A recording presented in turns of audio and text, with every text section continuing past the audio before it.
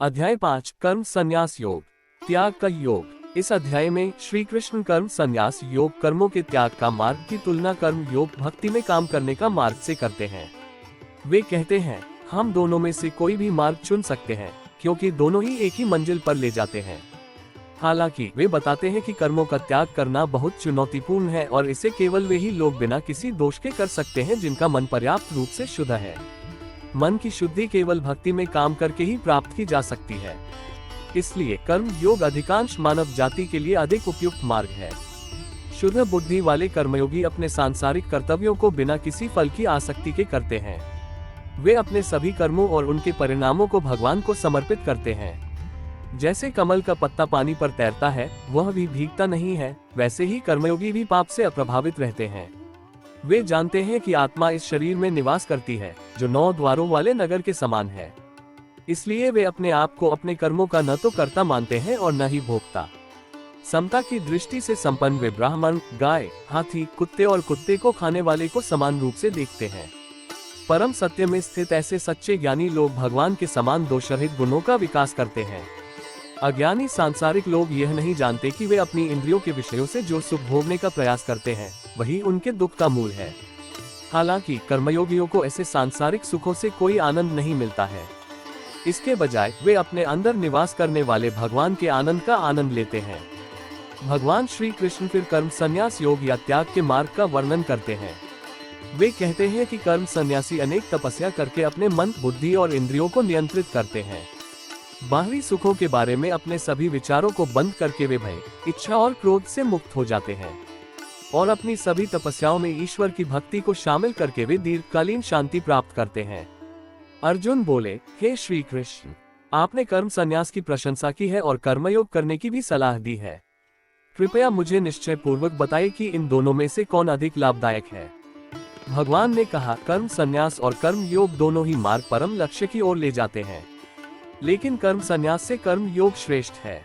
जो कर्मयोगी न तो किसी वस्तु की इच्छा करते हैं और न ही किसी से घृणा करते हैं, उन्हें सदैव त्यागी ही समझना चाहिए। वे सभी द्वैत से मुक्त होकर भौतिक शक्ति के बंधनों से आसानी से मुक्त हो जाते हैं। केवल अज्ञानी ही सांख्य कर्मों का त्याग या कर्म संन्यास और कर्म योग भक्ति में काम करना को अलग अलग बताते हैं।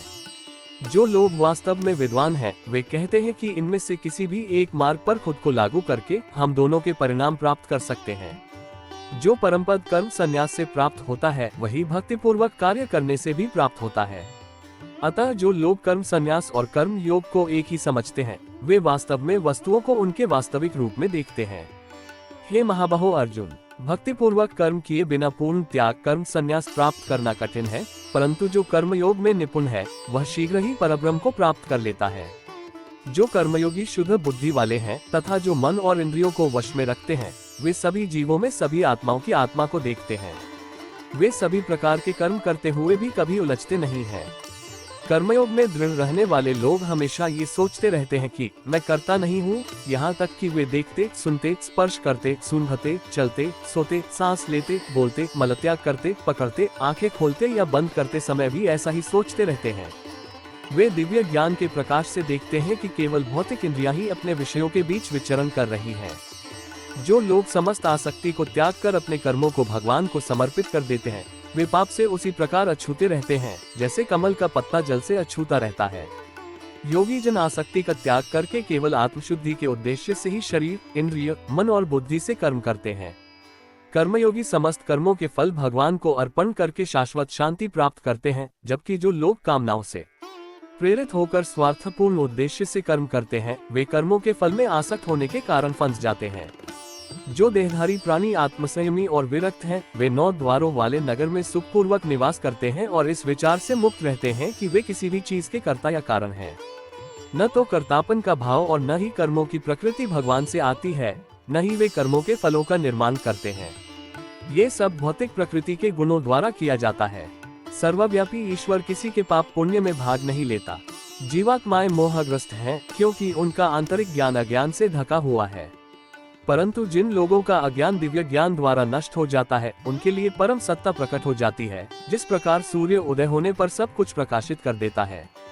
जिनकी बुद्धि भगवान में स्थिर है, जो भगवान में पूर्णतया लीन है तथा भगवान पर ही उनका परम लक्ष्य मानकर दृढ़ विश्वास रखते हैं, ऐसे लोग शीघ्र ही उस स्थिति को प्राप्त कर लेते हैं जहां से वापस लौटना संभव नहीं होता, क्योंकि ज्ञान के प्रकाश से उनके पाप नष्ट हो जाते हैं। सच्चे विद्वान पुरुष अपने दिव्य ज्ञान के नेत्रों से ब्राह्मण, गाय, हाथी, कुत्ते तथा कुत्ते को खाने वाले को समान दृष्टि से देखते हैं। जिनके मन समदृष्टि में स्थित है, वे इसी जीवन में जन्म मरण के चक्र से विजय प्राप्त कर लेते हैं।